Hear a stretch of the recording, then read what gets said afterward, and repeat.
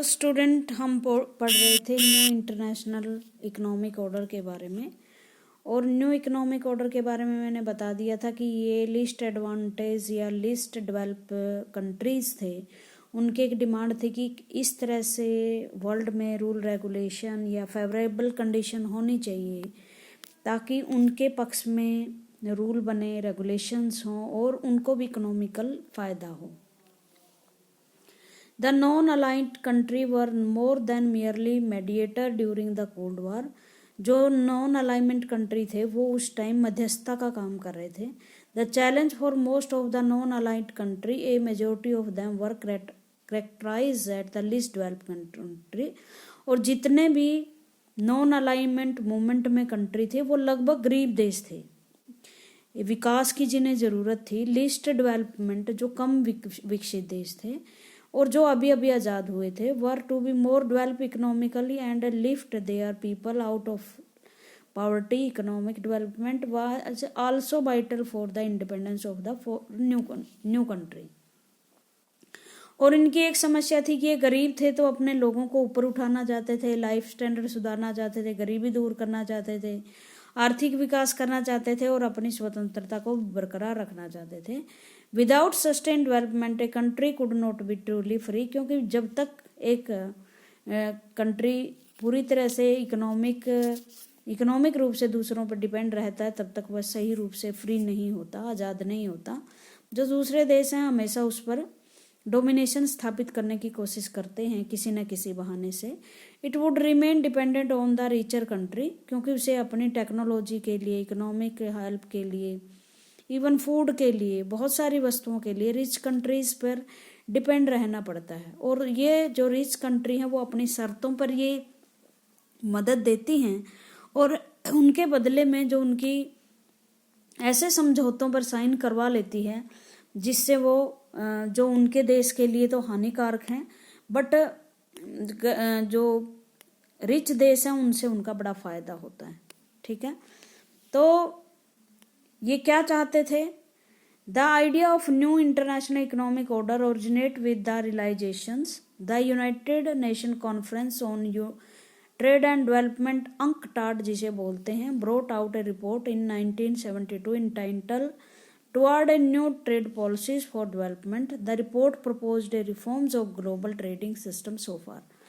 एक United nation की conference हुआ करती थी हर साल, जिसे अंकटाड की कॉन्फ्रेंस बोलते थे। उन्हें हर बार कोई न कोई रिपोर्ट में कुछ न कुछ वहाँ मेंशन किया जाता था। तो 1972 की जो रिपोर्ट आई उसका नाम था toward a new trade policy and development, नई ट्रेड पॉलिसी की तरफ और विकास की तरफ से। उसमें क्या कहा गया? उसमें जो ग्लोबल ट्रेडिंग सिस्टम था उसमें रिफॉर्म्स की बात की। मैंने अभी तक बताया ना, जो ग्लोबल सिस्टम था अभी तक रिचर देशों के फेवरेबल था, वहीं उन्हीं के लिए रूल रेगुलेशन बनते थे। जो लिस्ट डेवलप कंट्री थे उनका तो वो शोषण ही करने वाली नीतियां अपनाए हुए थे। तो उसमें रिफॉर्म्स के लिए क्या कहा गया? सबसे पहले तो जो list develop country control over there natural resources exploited by the develop western countries. सबसे पहले बात की गई कि जो लिस्ट डेवलप कंट्री है उनके रिसोर्सेज जो विकसित देशों द्वारा शोषित किए जा रहे हैं, उनका दोहन किया जा रहा है, वो बंद हो और जिस देश के वो रिसोर्सेज हैं उन पर कंट्रोल हो। तीसरा था obtain access to western market so that the least developed country could sell their product and therefore make trade more beneficial for the poorer country। इन्होंने कहा कि जो वेस्टर्न कंट्री है, वेस्टर्न कंट्रीज का माल लिस्ट डेवलप कंट्रीज की markets में आ जाता है, बट जो गरीब देशों का सामान है वो वेस्टर्न की पहुंच से बाहर होता है, वेस्टर्न मंडियों में नहीं पहुंच पाता। तो वो कहता है उनकी मंडियां भी तो गरीब देशों के लिए खोल दी जानी चाहिए ताकि वो भी फायदेमंद हो। तीसरा था reduce the cost of technology for the western country. अब वेस्टर्न कंट्रीज के पास एडवांस टेक्नोलॉजी थी तो उन्होंने कहा कि अगर आप इन देशों को, गरीब देशों को टेक्नोलॉजी दो तो वो कम दामों पर दो। एक और जो नाम के बड़े नेता थे अब गामेल अब्देल नासिर, ये इजिप्ट के रूलर थे और 1952 से 1970 तक रूलर रहा। देखोगे तो ये उस टाइम के सभी जो ये नासिर है, स्कुर्नो है, ये लंबे लंबे समय तक रूल करने वाले, जैसे नेहरू जी ने भी 1947 से 1964 तक भारत पर शासन किया है। बट भारत का शासन थोड़ा सा अलग था, डेमोक्रेटिक था, हमने कोई जोर जबरदस्ती से शासन नहीं किया था। और जो ये अरब नेशनलिज्म के समर्थक थे, अरब राष्ट्रवाद, सोशलिज्म के समर्थक थे, एंटी इंपीरियलिज्म, साम्राज्यवाद के खिलाफ थे। सुएज नहर एक मामला था फ्रांस और अरब देशों के बीच में, मिस्र का, वो भी इन्होंने सुलझाया था। ठीक है। उसके बाद ये स्कुर्नो है इंडोनेशिया के, ये 1945 से 65 तक प्रधानमंत्री राष्ट्रपति रहे हैं। ये भी एंटी इंपीरियलिज्म थे, सोशलिज्म के समर्थक थे। लगभग ये देश जो हैं वो सोशलिज्म के समर्थक और एंटी इंपीरियलिज्म के समर्थक हैं। बांडुंग सम्मेलन हुआ था इंडोनेशिया में, और उसके बाद इसको भी मिलिट्री कूप के द्वारा हटाया गया था। निक्रुमा वामा को भी मिलिट्री कूप के द्वारा हटाया गया था। भारत में सत्ता में परिवर्तन होता है तो वो शांतिपूर्वक होता है। नेहरू जी की तो डेथ हो गई थी, नहीं तो शायद वो आगे भी प्रधानमंत्री बनते। बट इनके ये तानाशाही के रूप में काम करते थे। भारत में डेमोक्रेटिक रूल होता है। और उसके बाद जो फोर्थ रूल इन्होंने जो अंकटाड में लिखा था उस रिपोर्ट में, तो कहा था कि provide the LED with a greater role in international economic institution. और जितने भी इकोनॉमिक इंस्टीट्यूशन है, चाहे वो वर्ल्ड बैंक है, मॉनेटरी फंड है, उसमें इनको महत्वपूर्ण रोल दिया जाना चाहिए।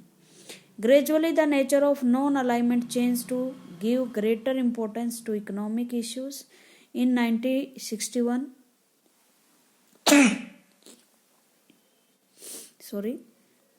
At the first summit in Belgrade, economic issues had not been very important.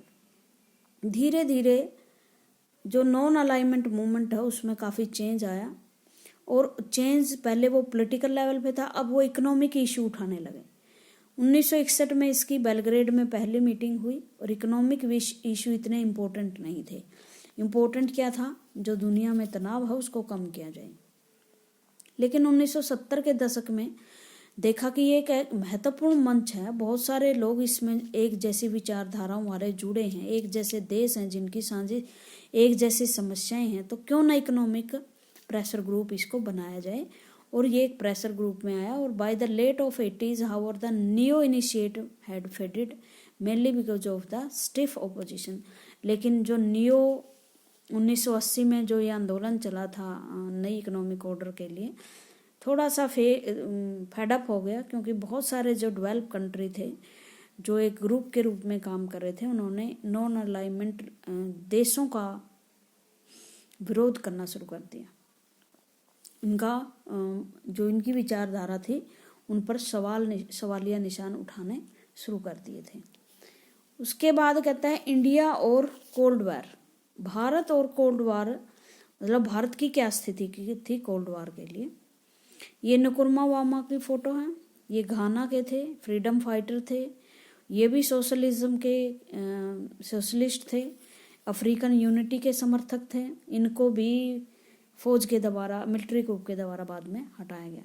अब हम देखते हैं कि भारत की स्थिति क्या थी। वो नाम का लीडर था। As the leader of NAM, India response to ongoing Cold War was twofold. At one level, it took particular care in staying away from the two alliances. Second, it raised its voice against the newly decolonized country becoming part of these alliances. Bharat दो front पे role निभा रहा था। एक front था जिसमें वो खुद गुटों से दूर था, दूसरे में वो उन देशों के लिए आवाज़ उठा रहा था जो ऐसे देश थे जो गरीब थे बट अलायंस में शामिल हो गए, उनकी स्वतंत्रता छीनी जा रही थी, उनकी प्रभुसत्ता का हनन हो रहा था। India's policies was neither negative nor passive, but non alignment का मतलब ये नहीं था कि इंडिया किसी चीज़ में पार्टिसिपेट नहीं कर रहा, युद्ध हो रहा है तो इंडिया को कोई फर्क नहीं पड़ता। इंडिया नेगेटिव और पैसिव नहीं था। नेगेटिव का मतलब होता है नकारात्मक दृष्टिकोण, पैसिव का मतलब आप कुछ कर नहीं रहे। इसके बावजूद नेहरू एक्टिव रहे इंटरनेशनल जो इश्यूज थे उनमें। As Nehru reminded the world, non alignment was not a policy of flying away. उन्होंने बताया कि नॉन अलाइनमेंट का मतलब ये नहीं कि हम सच्चाई से मुंह मोड़ लें या भाग जाएं सिचुएशन देखकर, नहीं। On the contrary, India was in favor of activity intervening in the world affair to soften Cold War rivalries. India tried to reduce the differences between the alliance and thereby prevent differences from escalating into a full-scale war. Indian diplomats and leader was often used to communicate. तो भारत क्या कोशिश कर रहा था कि जो दुश्मन देश हैं कोल्ड वार के, उनके बीच में टेंशन्स को कम किया जाए, और टेंशन उसने फुल फ्लैज्ड कोशिश भी की, और हम डायलॉग भी कर रहे थे दूसरे देशों के साथ तनाव को कम करने के लिए। पीछे कुछ आवाज़ आपको डिस्टर्बिंग सुन रही होगी, कोई बात नहीं, आप पढ़ाई की तरफ ध्यान दो।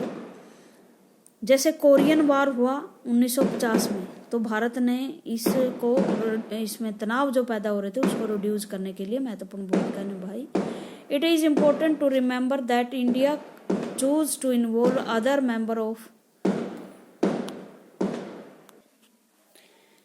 कोरियन वार में महत्वपूर्ण भूमिका निभाई इंडिया ने। It is important to remember that India chose to involve other member of non alignment group in this mission, और इसके साथ साथ जो दूसरे देश थे वो भी शामिल हुए। During the cold war India repeatedly try to activate those regional and international organisation which were not a part of alliance lead by US and USSR, और बीच बीच में ये कोशिश करता रहा कि उन इंस्टीट्यूशन को ज़्यादा महत्व दिया जाए जो कोल्ड वार जो रीजनल क्षेत्र थी और कोल्ड वार का जिस प्रभाव नहीं था, या यूएसएस और यूएसएसआर की जिसमें महत्वपूर्ण भूमिका नहीं थी। मतलब इन्होंने कहा कि भाई ठीक है, ये यूएनओ अगर अच्छा काम नहीं कर रहा तो हम क्षेत्रीय आधार पर हम अपनी संस्था बना ले, जैसे साउथ एशियन देश मिलकर अपनी एक संस्था बना ले, ईस्ट एशियन देश अपनी एक संस्था बना ले, उसके तहत जो है हम आपस में व्यापार करें। जैसे सार्क एक संस्था आई उस टाइम भारत और एशियन देशों की। नेहरू ने reposed great faith in the genuine commonwealth of free and cooperative nation that would play a positive role in softening if not ending the cold war. Bharat ने एक बड़ा अच्छा रोल ये था कि वो समन्वय स्थापित करने की कोशिश कर रहा था, पॉजिटिव रोल निभा रहा था। मतलब कोल्ड वार खत्म नहीं तो कोल्ड वार की स्थिति को विनम्र बना दिया। No alignment was as some suggest a noble international cause which had little to India's real interest. A non-aligned posture also served India's interest very directly in the least two ways. जो non alignment movement था वो हमारे लिए किस तरह से फायदेमंद सिद्ध हुआ। फर्स्ट तो ये था कि non alignment allowed to India to take their international decision and stands that served as interest rather than the interest of the super power and their allies. सबसे बड़ी अच्छी बात ये है कि भारत अपने डिसीजन अपने इंटरेस्ट के हिसाब से ले सकता था। मतलब भारत को किसी सुपर पावर के दबाव में निर्णय नहीं लेने थे। सुपर पावर के दबाव में निर्णय लेता है तो सुपर पावर को फायदा होता है ना। हम अपने इंटरेस्ट के अनुसार अपने मर्जी के अनुसार ही हम निर्णय ले सकते थे। दूसरी बात, second, India was often able to balance one super power against the other. हमने एक सुपर पावर को दूसरे के विरुद्ध बैलेंस करने की कोशिश की और दोनों से मदद भी हासिल की। ठीक है। इफ इंडिया फेल्ट इग्नोर्ड और unduly pressurised by one super power it could be tilted toward other. अगर किसी एक सुपर पावर ने भारत को इग्नोर कर दिया, प्रेशर डालने की कोशिश की, जैसे अमेरिका ने हमें इग्नोर भी किया, प्रेशराइज करने की कोशिश की, तो हम दूसरे की तरफ चले गए। Neither alliance system could take India for granted और बुली इट। अगर वो किसी भी गुट में शामिल होता तो इस तरह की चीजें हम नहीं कर सकते थे। India's policy non alignment was criticise. मैंने कहा ना कि बहुत सी क्रिटिसिज्म भी हमें मिला। वेस्टर्न देशों को तो ये हजम ही नहीं हो रहा था कि हम अगर कोई गुट बना रहे हैं और उसमें कोई ऐसे बैकवर्ड देश हमारे अपोज खड़े हो जाएं, तो इस तरह से बहुत हमारा क्रिटिसिज्म हुआ। फर्स्ट ये था, first India's non alignment was said to be unprincipled. मतलब इसका कोई सिद्धांत नहीं है। अगर मतलब सिद्धांत तो उन्हें लगता है ना कि यूरोपियन देश ही गढ़ सकते हैं और एशियन देशों की क्या मजाल है कि वो इंटरनेशनल पॉलिटिक्स के रूल बनाए, बट हमने बनाए। वो कहते हैं कि ये अनप्रिंसिपल्ड है। In the name of the pursuing its national interest India, it was said, often refuse to take a firm stand on crucial international issue. ये कहता है कि इंडिया अपने हित के लिए, अपने देश के हित के लिए कई बार जो उसे इंटरनेशनल इशू पर डिसीजन लेने थे वो नहीं ले पाया। देखो, इंटरनेशनल पॉलिटिक्स बाद की बात है, नेशनल इंटरेस्ट फर्स्ट होने चाहिए।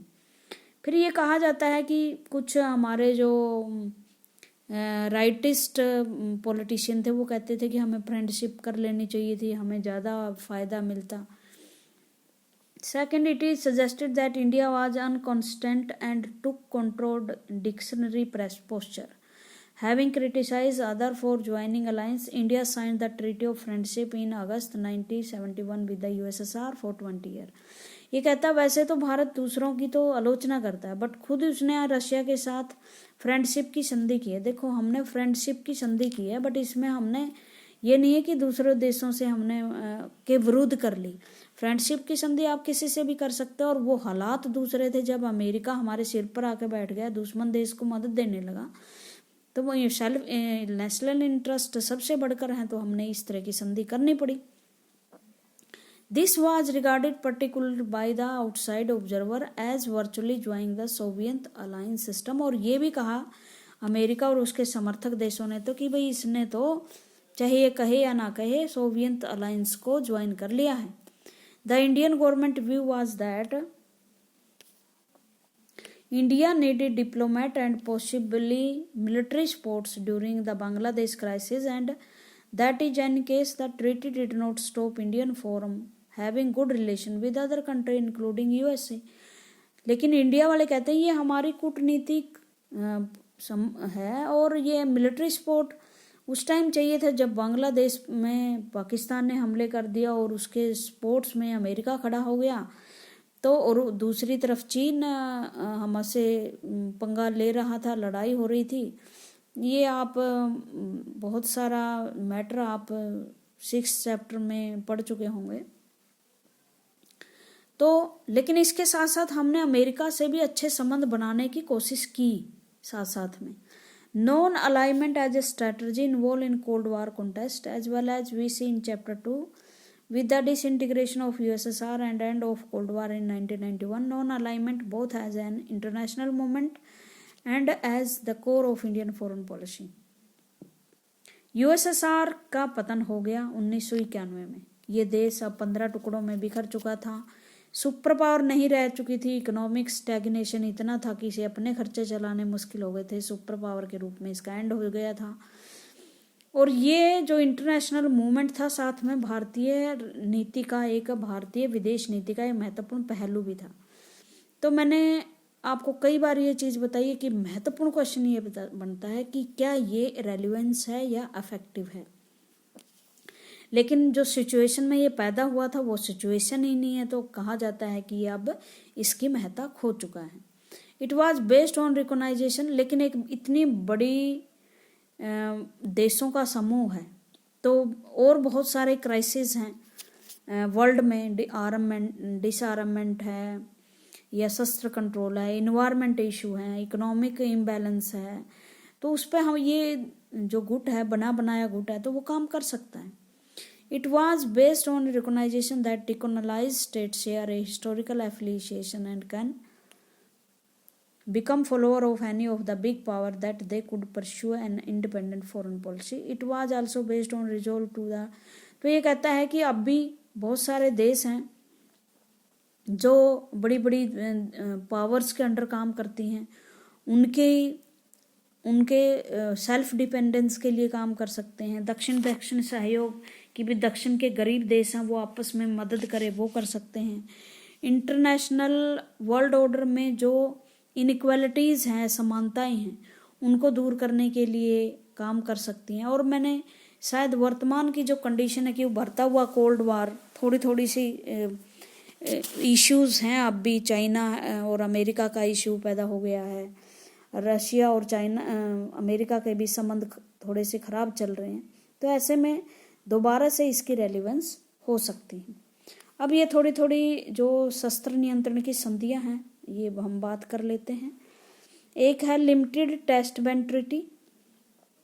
ये आपको पता है क्यूबा मिसाइल संकट हुआ था, उसके बाद बातचीत हुई थी और इसमें यूएसएसआर यूके शामिल हैं। मॉस्को में हुई थी 1963 में, और इसमें भी यही था कि banned nuclear weapon test, weapon जो टेस्ट होते हैं एटॉमिक, एटमॉस्फेयर में है या आउटर स्पेस में है या अंडर वाटर है, वो सब बैन होने चाहिए। बट ये एक तरह से कुछ नहीं था, इनको ज़रूरत ही नहीं थी अब एटमॉस्फेयर और आउटर स्पेस या वाटर में करने की। इन्होंने और एडवांस टेक्नोलॉजी ढूंढ ली थी। ये सिर्फ उन पे प्रतिबंध था जो नए देश थे और भारत जैसे, और उन्हें अभी प्रतिबंध लगाने थे, अभी एटॉमिक खोजें करनी थी। उसके बाद है नॉन न्यूक्लियर नॉन प्लोरिफिकेशन एनपीटी, और ये 1967 में आई थी ये संधि। भारत ने इनमें से किसी पे भी शामिल नहीं किए, मैंने बता दिया आपको। 1970 से ये एक्सटेंड हो गई थी 1995 तक, और शायद ये अब दोनों देश बाहर आ गए हैं इस संधि से, अमेरिका और रशिया। नहीं, बैलिस्टिक मिसाइल वाली संधि से बाहर आए हैं ये। अभी ये संधि शायद चली रही है 1995 तक ये, और इसमें ब्रिटेन फ्रांस वाशिंगटन में साइन हुई थी। चाइना भी इसमें शामिल था, इंडिया ने इस पर साइन नहीं किए। इसमें जो वेपन थे न्यूक्लियर वेपन, उसमें न्यूक्लियर वेपन की जो परीक्षण था उस पर प्रतिबंध लगा दिया था हर तरह से। आप एक्सप्लोजन नहीं कर सकते थे आप। उसके बाद जो अगला है स्ट्रेटजिक आर्म लिमिटेशन टॉक, ये 1972 की बात है। उस टाइम जब ये संधि हुई थी, strategic arm limitation talk began November. Leader थे उसके रशिया की तरफ से ब्रेजनेव थे और राष्ट्रपति निक्सन थे अमेरिका की तरफ से। 1972 में ये संधि हुई थी एंटी बैलिस्टिक मिसाइल सिस्टम, और इसके तहत मतलब कुछ लिमिट्स लगा दी थी एंटी बैलिस्टिक मिसाइल बनाने की टेक्नोलॉजी पर। उसके बाद अगली SALT II, ये डेट बहुत ज़रूरी है, याद कर लेना, आगे तक काम आएंगी। सेकेंड राउंड स्टार्ट हुआ था 1972 में। उस टाइम में अमेरिका के राष्ट्रपति थे जिमी कार्टर, सोवियत लीडर थे ब्रेजनेव, इन्होंने भी साइन की थी। ये वियना में ये संधि हुई थी 79 में। उसके बाद START I का पूरा नाम स्ट्रेटजिक आर्म रिडक्शन ट्रीटी।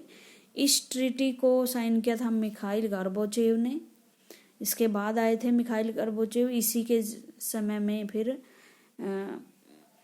रूस का पतन हुआ था। और जो सीनियर जॉर्ज बुश थे, जॉर्ज बुश जूनियर के पिता, 1991 में ये संधि हुई थी दोनों देशों के बीच में। उसके बाद strategic arm reduction 2 SALT II, ये थी treaty signed by the Russian president Boris Yeltsin. देखो, जब इंडिया ये बिखर गया था रशिया, तो संयुक्त, पहले इसका नाम था भूतपूर्व सोवियत यूनियन, अब इसका नाम था रशिया। अब रशिया आया इसमें, देखो पहले USSR आता था। रशिया के पहले राष्ट्रपति बने थे बोरिस येल्सिन, ठीक है, और US के राष्ट्रपति बन गए थे जॉर्ज बुश ही रहे थे। तो इन्होंने भी एक संधि की थी 1993 में, और इसके तहत भी हथियारों पर थोड़ी सी पाबंदी लगा दी गई थी। तो ये संधियां हैं, नई संधियां खोजो अब कौन कौन सी इसके बाद हुई हैं या नहीं हुई है, अब इनके रिलेशन कैसे चल रहे हैं। तो ये चैप्टर ख़त्म हो गया है। आगे हम रशिया का फॉल पढ़ेंगे अगले चैप्टर में।